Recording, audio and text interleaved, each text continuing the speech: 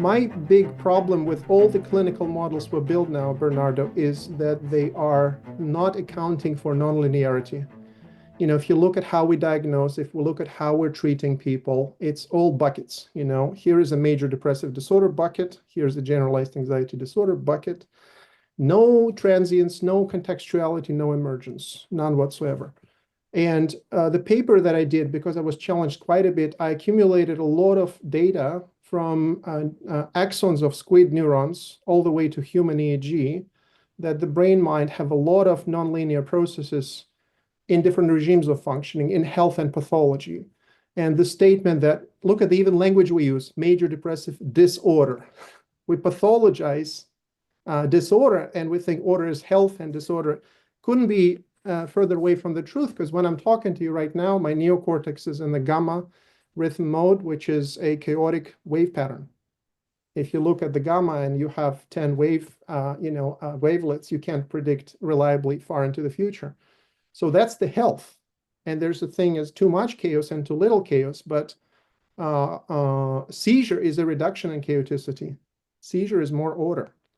The perfect order is death, linear function, nothing changes, Now, conditions with a little bit too much chaoticity will be mania or, cocaine intoxication, where the level of arousal is very high, and then it moves from chaos to the stochasticity.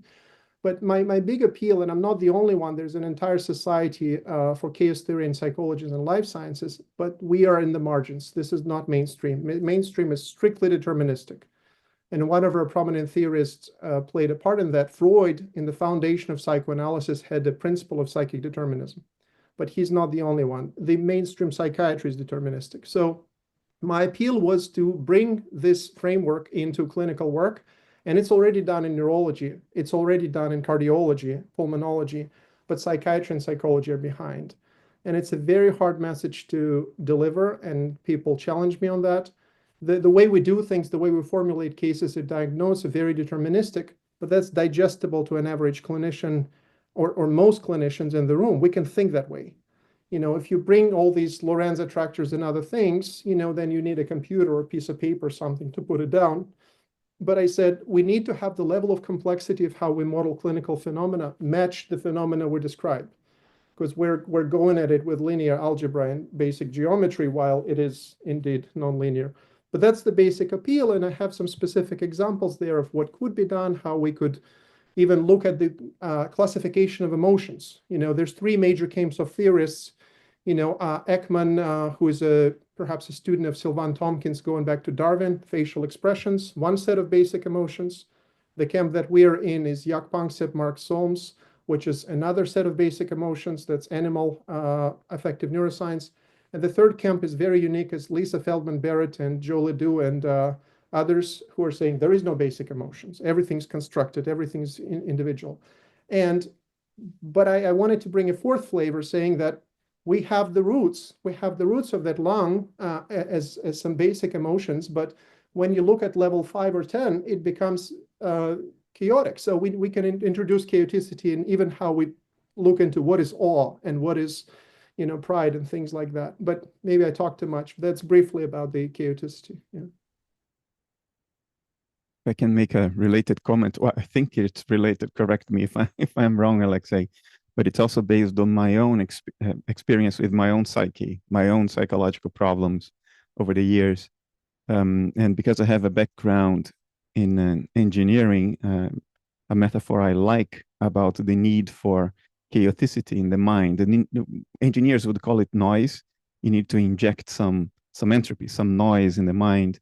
And the metaphor I like, it resonates with me, it comes from optimization theory, in which you try to minimize a cost function. So you take a gradient descent approach. So you only take a step if it's minimizing your cost. So you want to keep on going down until you're feeling well, right? Until you're feeling good. The problem is that the cost landscape is not monotonic. Sometimes the cost can go down like this, but then it goes up and then goes down again. So if you want only to come down in this part here where there is this little valley, you get to the bottom.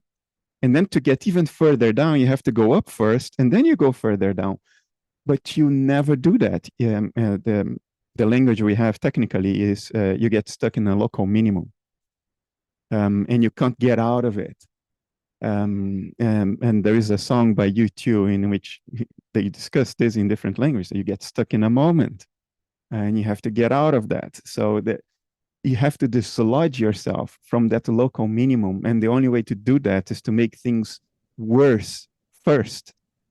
And only then they can get a lot better than they were. But first, they need to get worse. In other words, you have to bring noise into the system.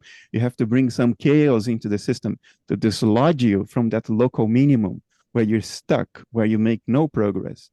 And that's the metaphor that I thought resonated with what you said.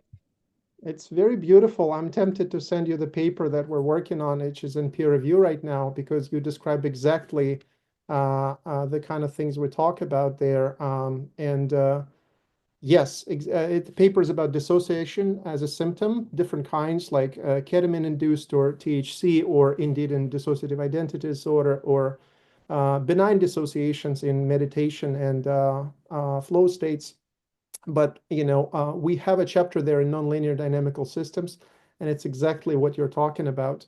What I also like is people love the idea of a homeostat. In fact, one of my points of perhaps debate with Mark Solms is this: he built his theory based on a hierarchy of homeostats. And a homeostat is a set point attractor, and it's only one possible configuration. And in addition to that, there are a concept of homeodynamics and homeoresis, where, yes, we need stability here, but if you assemble this hierarchy, and sometimes you have homeostats, but you can have a Lorentz attractor here, and the whole thing together works quite differently from getting stuck in the rut, so to speak. Yeah. And sometimes we're too stuck and we need energy to move out of it, which can happen in therapy. Psychedelic researchers talk all about that. And sometimes this kind of dysregulation happens badly in trauma. There's a wave of, noradrenaline and cortisol, and whatever was stable enough becomes dysregulated and chaotic and then settles into maladaptive forms. So just to look at, the health and pathology as the attractor landscape and what happens to the attractor landscape is absolutely where I want us to be clinically, and we're not, No, maybe there is opportunity for more cross-fertilization here. In optimization theory, there's a technique called simulated annealing, which is an optimization technique. And it's inspired by real annealing, metal annealing. So when you're forging metal, you want a perfect lattice structure in the metal because that gives you the strongest metal possible. So when you're forging swords, that's what you want. But if you heat a metal and cool it only once, the lattice will not be perfect. It will get stuck in a local minimum, which is some strength, but not the maximum strength you need. So to dislodge it from the local minimum, you have to make the lattice worse first, and then let it settle again. And you have to keep on doing that. And that's what swordsmiths, they do. They heat the metal, they hammer it, they cool it. Then they heat it again, hammer it, and cool it. That's annealing.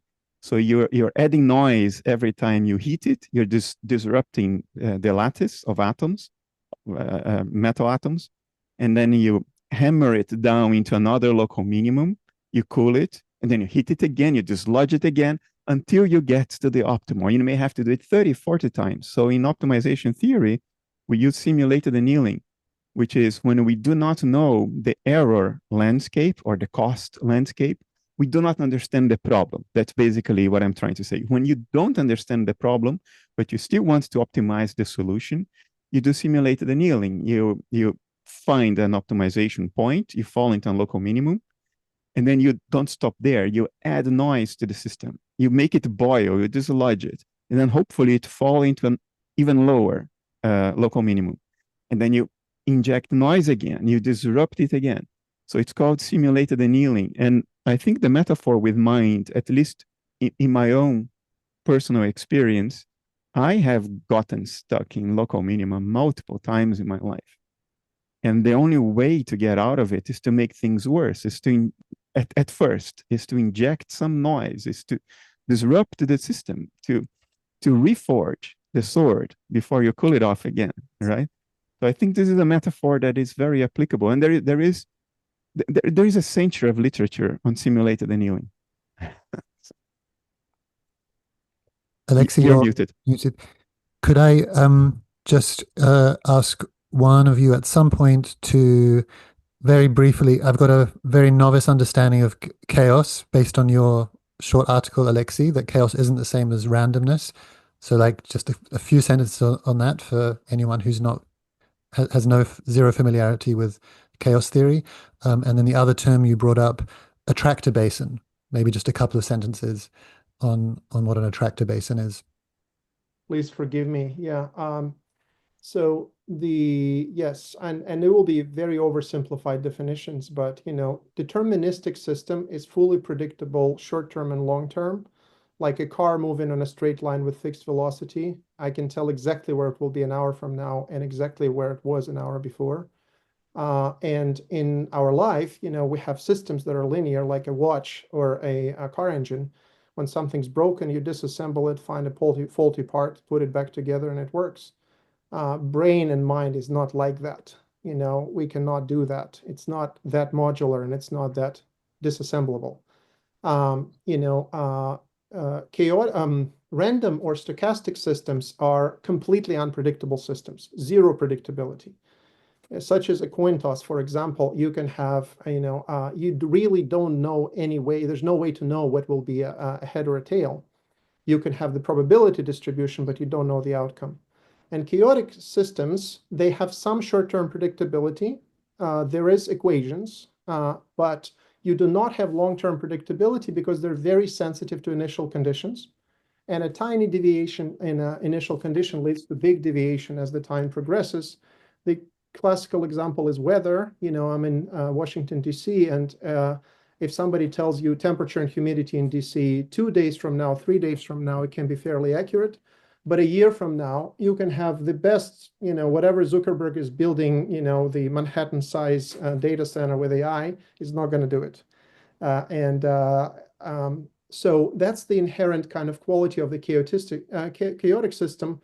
Another good example is the Great Red Spot on Jupiter, which is a kind of stable chaos. Chaos doesn't have to be unstable. I'm talking about mathematical chaoticity, not the kind of vernacular one we use. We've observed a Great Red Spot on Jupiter for 300 years. And the reason for that is it's surrounded by a boundary which preserves it from the rest. It doesn't dissolve in the atmosphere. Friston would call it a Markov blanket outside the chaos. But so that's briefly if you wish, the chaoticity is exactly right. Sensitive dependence on initial conditions, aka butterfly effect. That long-term things, it's a divergent system, right? And in the brain, we can have all of the above. We can have linear, we can have chaotic, we can have random at different regimes of functioning at different scales. So for example, as I fall asleep deeper, it becomes more orderly. As I wake up, then REM sleep is very close to wakefulness, which is chaotic. And then, from even the act of opening my eyes increases the chaoticity in the cortex. And it's mediated by generalized arousal. Another thing you've mentioned is attractor basin. And I apologize again, but sort of if you have a certain system, then there's a places in space where it tends to gravitate toward. In a very physical metaphor, if you have a ditch in the ground and you put a ball on the edge of it, you will most likely find a ball at the very bottom, which is the attractor, set point attractor. And the edge of the boundary is going to be called a repeller, which is the highly unstable point in phase space. And then if you again look at the entire, you walk outside, it is there's a lot of ditches and hills and everything, and that's what we call the attractor landscape. And the kicker about that, it's not static attractor landscape, it moves. So I think Friston uses the metaphor of a river in Scottish Highlands that is more of a chaotic stochastic system. There's a very high degree of noise. And then when the river moves into the valley, you have sort of lukewarm things, which is free energy principle space, not far from non-equilibrium steady states, he calls it. But if you decrease the temperature even further and you freeze the water, you then have Newtonian mechanics and the high predictability. So determinism is really very cold systems, but I don't know if I'm answering your question properly. Yeah, I think so. So this graph a graphical one similar to this is helpful. So a ball will like move around within here with much more stability than here. Is that at a very naive, simplistic level? It's not naive, it's perfect, except, you know, the topology may look very different, and you can have saddle shape where it looks stable in this direction, but unstable in this direction. And you can have plateaus. And so the actual complexity can be very different from, but we all love the pit. We all love the homeostatic idea is the idea of a set point attractor, and we model everything with that, you know, and that's an unfortunate circumstance because life is not like this. Okay, sorry to interrupt your flow, both of you, but just wanted as many of us to follow as possible. Yeah, and I wanted to comment. Oh, go ahead. Sorry.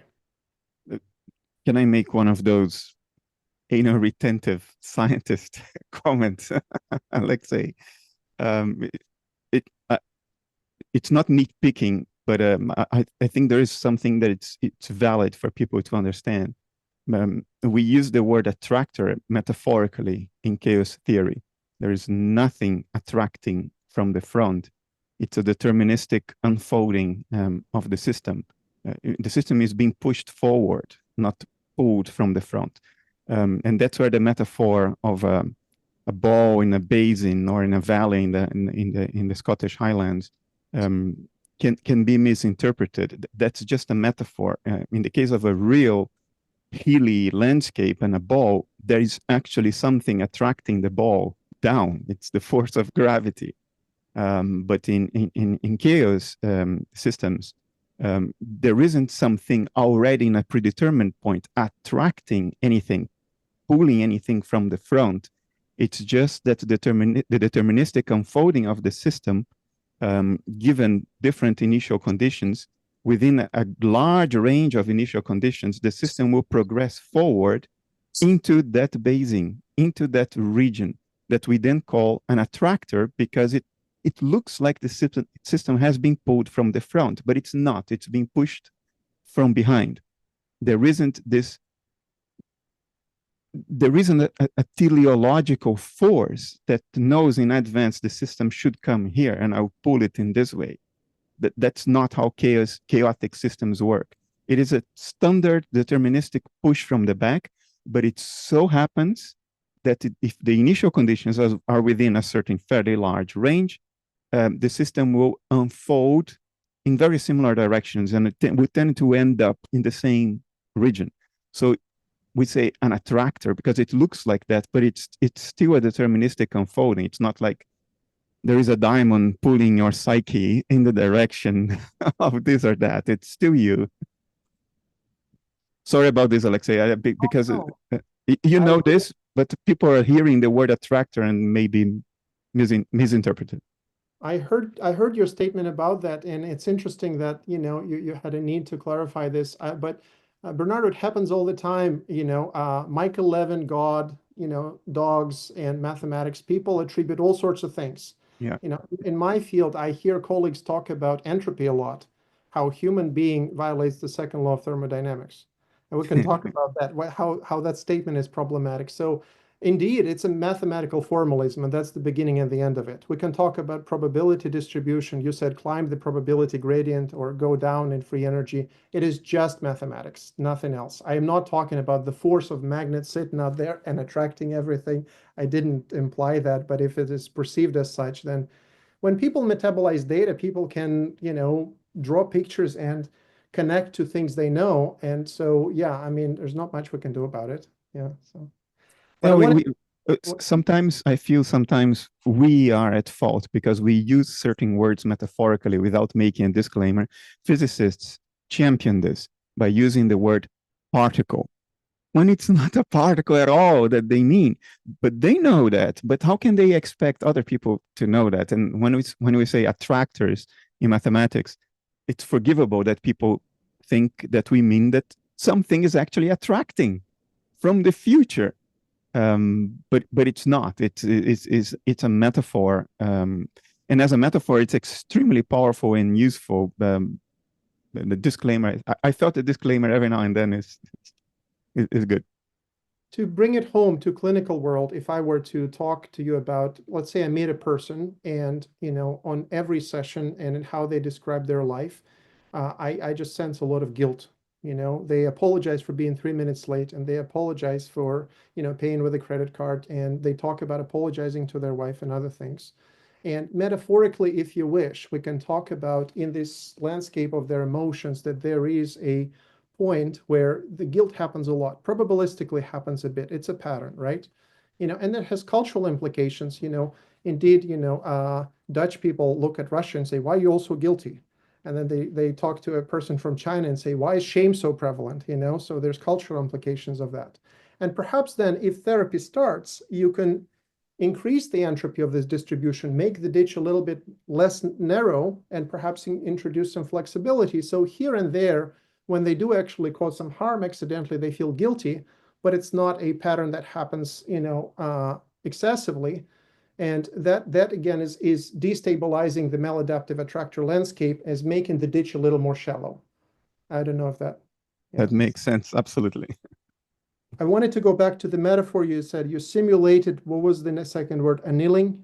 Annealing, simulated annealing. Annealing is a literal process in which you forge the metal multiple times to get to the ideal lattice structure, but we can simulate it by injecting noise.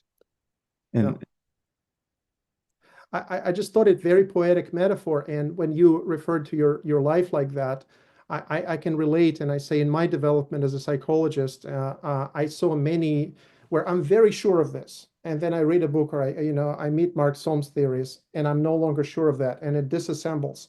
And then I assemble things again from shards of glass and some glue or whatever. And then, and again, and again, and again. This is how development happens oftentimes. And those are good things. I call them pivots, where you meet Michael Levin and you've been trained for years and years that there's a monadic thing called the mind and the self. And then he says, well, all intelligences are collective. And there's intelligence here at my skin cell level. And it just breaks the paradigm, right? And you have to wonder why graduate programs are not talking about it. That I am a pyramid of intelligences all the way from here to here. And then not only it's a pyramid, but they're talking down up and top down with a complex, feed forward and feedback loops. That's a very different ball game from me saying there's a monadic thing, Alexey, and everything else is just hardware, right? So. There is an example I think we are all familiar with. When you something at work is bothering people, and you get into a loop of brooding, and you're brooding about your situation at work, and that's a local minimum. You're stuck in there. You're brooding, and then you go on a holiday. What is a holiday? A holiday is not peace. If you take a day off or a week off or a month off and you stay at home, you will still be brooding. A holiday is noise injection. You go to another place, you meet other people, you do other things. You are dislodged from that local minimum. When you come back, you're not brooding anymore. So that's one example I think that everybody can relate to. Going on holidays and it's simulated annealing. You're throwing entropy at the system to dislodge it from its local minimum of brooding.